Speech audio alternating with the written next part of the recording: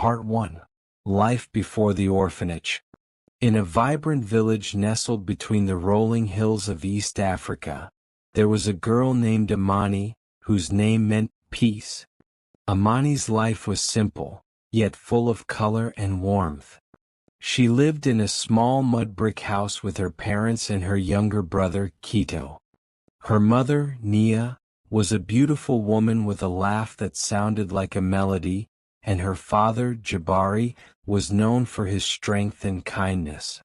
Amani adored her family and the life they had, even if it was humble.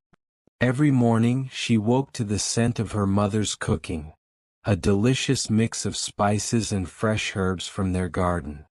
After breakfast, Amani would help her mother with the daily chores, fetching water from the nearby stream and collecting firewood from the forest. In the afternoons she'd race through the fields with Kito, their laughter echoing against the clear blue sky. Their village was a lively place, where neighbors looked out for each other, sharing meals and stories around crackling fires. One night a fever swept through the village. It started with one family, then another, spreading quickly and sparing no one. Amani's parents both fell ill, their strong bodies weakened by the illness. Amani tried to take care of them, but there was little she could do.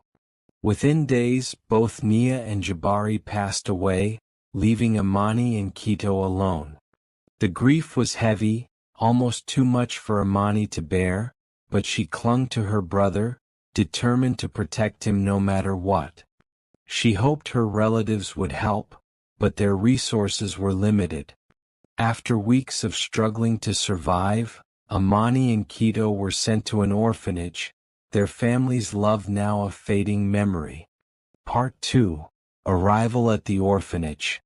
The journey to the orphanage was a blur of dusty roads and crowded buses. Amani clung to Kito, feeling an ache deep in her heart. When they finally arrived, the orphanage looked nothing like the warm home she had known. It was a large, cold building with walls that seemed to hold no memory of laughter or love. A stern woman with a sharp gaze greeted them, her words clipped as she led them inside. Amani's heart sank further when they separated her from Kito, sending him to a different dormitory. She cried that night, her little brother's tearful face haunting her as she lay on the narrow bed. The dormitory was filled with rows of beds, each with a thin, scratchy blanket. The other children looked at her with hollow eyes, some too young to understand why they were there, others hardened by the pain of abandonment. Days turned into weeks, and Amani tried to adapt to life at the orphanage. She looked forward to the rare moments when she could see Kito, holding his small hand tightly and whispering stories of their village to remind him of home. She promised him that they'd be together one day, that she'd protect him. But in her heart, Amani felt a growing emptiness, as if the color and warmth of her life had faded away. Part 3. Life in the orphanage. Life at the orphanage was harsh. The caregivers rarely showed kindness and expected the children to follow strict rules. Amani, used to the freedom of her village, struggled with the constant discipline. The food was barely enough to satisfy her hunger, and the days were filled with chores. The caregivers often scolded her, saying she was too slow or too weak, and Amani quickly learned to keep her head down, trying not to draw attention to herself. Despite her best efforts, she couldn't escape extra punishments. When she tried to protect Kito from the older children who bullied him, the caregivers accused her of being disruptive. She was forced to scrub floors late into the night or sent to bed without dinner. Amani's only solace was the memory of her parents and the dreams she held close to her heart. She knew her family would have wanted her to be strong, so she held on to that thought, letting it be her anchor in a world that felt cold and unkind. Part 4. Adoption by a wealthy family. One sunny afternoon, a wealthy couple came to visit the orphanage. They were elegantly dressed, with polite smiles and warm words. The woman, Mrs. Mbeki, had a graceful air, and her husband, Mr. Mbeki, looked like someone who rarely had to worry.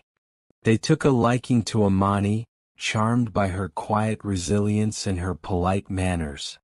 They spoke kindly to her, asking about her life and her interests, and Amani felt a flicker of hope. When they decided to adopt her, she allowed herself to dream of a brighter future. On the day she left the orphanage, Amani hugged Kito tightly, promising to find a way to bring him with her someday.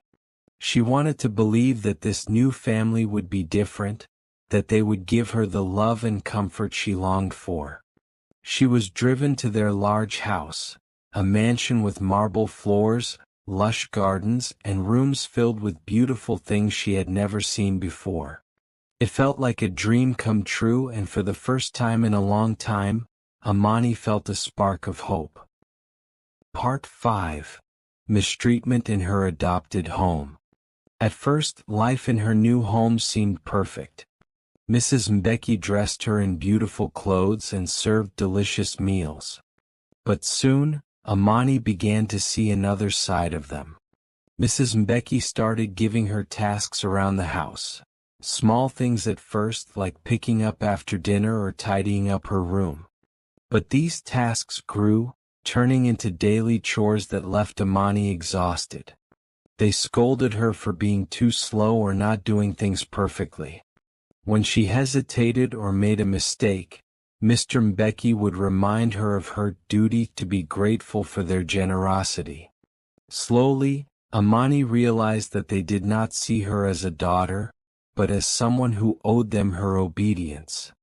She was given chores that took up all her free time, leaving her tired and aching. The warmth they had shown was gone, replaced by indifference and, at times, cruelty. Part 6. Driven away. One day, while she was cleaning a glass vase in the living room, her hands slipped, and the vase shattered into pieces. Mrs. Mbeki was furious. Her husband called Amani ungrateful and clumsy, accusing her of not appreciating all they had given her.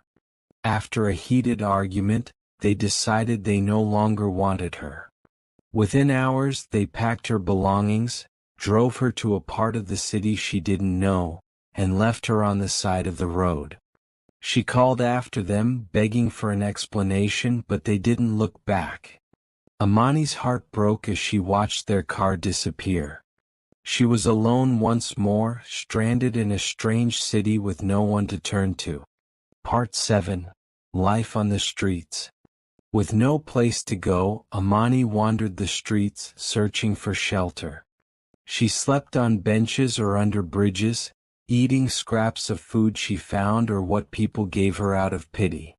Days blurred into nights, each one a struggle to survive.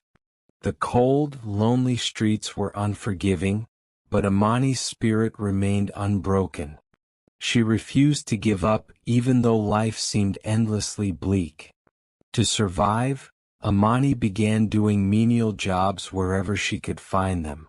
She washed dishes at a roadside eatery, cleaned shop floors, and helped vendors carry their goods to market. Every coin she earned she saved carefully. She still dreamed of a future where she could be free, where she could create something beautiful and meaningful. Part 8. Building a dream. With the small amount she had saved, Amani rented a tiny room and used what little was left to buy fabric. She had always been fascinated by her mother's sewing, and now she used that knowledge to start creating her own designs. Amani began making dresses and scarves, sewing each piece with care and creativity. Her talent soon attracted attention, and people started buying her creations. Little by little, her reputation grew, and her small room became the birthplace of a thriving business. As her income increased, Amani reinvested in her business, expanding her designs and reaching new customers. She hired other young people who, like her, had struggled and needed a fresh start. Her fashion brand became known for its vibrant colors and unique designs, celebrating African culture and resilience. Part 9. Success and Recognition. Years later, Amani's fashion brand became a household name, celebrated for its creativity and authenticity. She appeared on TV, sharing her story of survival and strength. She traveled internationally, attending fashion shows and collaborating with designers. Amani had built a life that was a testament to her resilience, a life filled with love, respect, and freedom. Her story inspired countless people who, like her, had faced hardship and emerged stronger. Part 10. A Twist of Fate. One evening, as Amani's story was aired on a popular TV show, her former adoptive parents, now destitute, saw her face on the screen. They were shocked to see the child they had cast aside now celebrated and successful. Struggling to survive, they realized that Amani was now the person they once hoped she'd never become: strong, independent, and admired.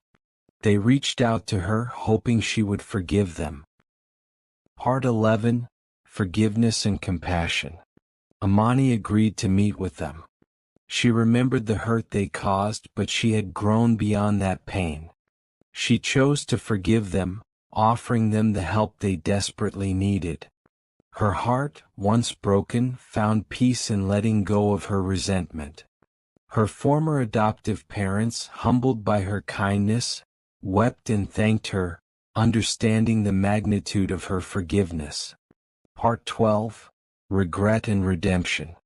Amani's adoptive parents apologized, expressing their deep regret for how they had treated her. They saw her compassion as a chance for redemption and vowed to make amends by helping those in need. Amani's journey from the orphanage to the streets to her own fashion empire had taught her that true strength lay in forgiveness and kindness. Surrounded by the people she loved and a community she had uplifted, Amani finally found peace, her life a beacon of hope and resilience. Part 13. Reunion with her brother. Amani's heart had grown full with all that she had achieved, but one piece of her past still weighed on her mind: her little brother, Kito. Since the day she had left him at the orphanage, she had carried the guilt and ache of separation like a scar.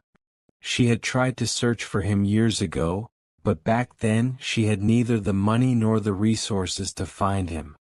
Now, however, with her success and influence, she was determined to find Kito and bring him back into her life. Her team helped connect her with investigators, and they started searching for records from the orphanage. Weeks turned into months, but Amani's hope never wavered. She imagined Kito's face, now older but with the same spark in his eyes, and her heart longed for the day they would be together again.